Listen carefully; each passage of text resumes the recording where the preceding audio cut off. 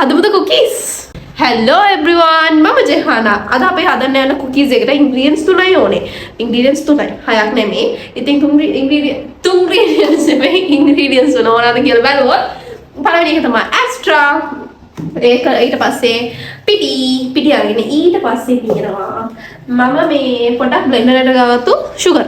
හරිද ටිකක් මේ රෙසිපි එක මම දැක්කේ ලයොත් බ්‍රදර්ගේ channel එකේ. හරිද මම ඉස්සෙල්ලාම extra gram 250ක් ඒකේ half cup එකම use කරනවා half. හරිද මං කියවනේ extra ගන්නවා කියලා. extra එක ගද්දි අනිවාර්යෙන් room temperature එකේ ගන්න නැත්නම් ඔයාලට මිස් කරගන්න අමාරු වෙයි. සීනියව කෝප්ප ඒ කියන්නේ කෝප්ප හදනින් එකයි දාන්න ඕනේ. ටිකයි. ඒක වැඩිද මම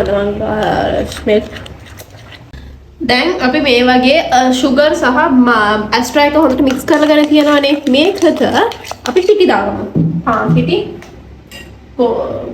ගෝධුම මේකෙන් ටික ටික දාගන්න හොඳ ගුලියක් වගේ එනකම්. හරි. දැන් අපි ඒක අනාගත්තනේ. ඒක අනාගත්තට පස්සේ මේ වගේ roll එකක් කරලා lunch sheet එකකින් බහලා ඒක පැයක් විතර fridge එකේ තියන්න ඕනේ කියලා තමයි ලයොත් අයියා.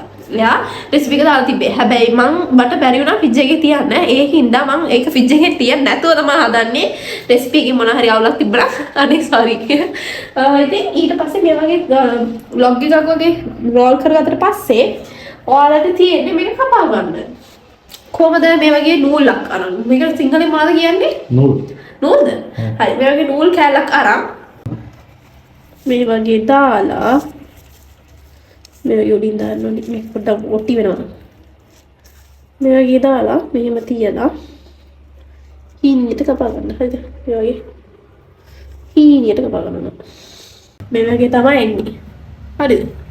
මේ වගේ අච්චුවක් තියනවා නම් ඒක මේ වගේ රොටියක් වගේ පොඩ්ඩක් මේ වගේ චප්ප කරලා ඊට පස්සේ මේ වගේ මේක මෙහෙම තියලා ගන්න තමයි තියෙන්නේ.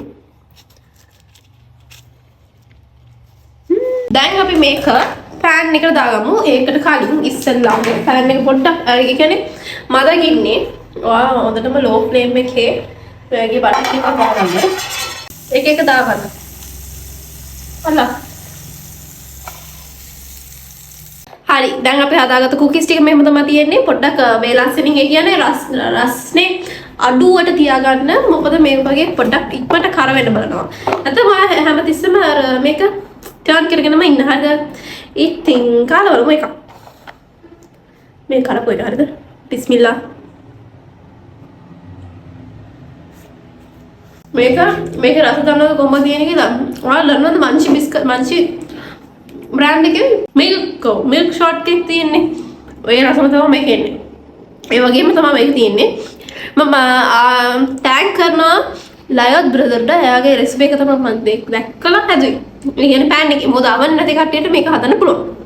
ඒ වගේම මේ වීඩියෝ බලපුවාම ඔතම ස්තුතියි. වීඩියෝ එක like කරන්න, comment කරන්න, share කරගෙන යන්න, repost කරගෙන ඔයාලගේ යාළුවන්ටත් කියන්න මේක හදලා ඔයාලට දෙන්න කියලා. මේ වීඩියෝ බලපුවාම ඔතම ස්තුතියි. bye bye.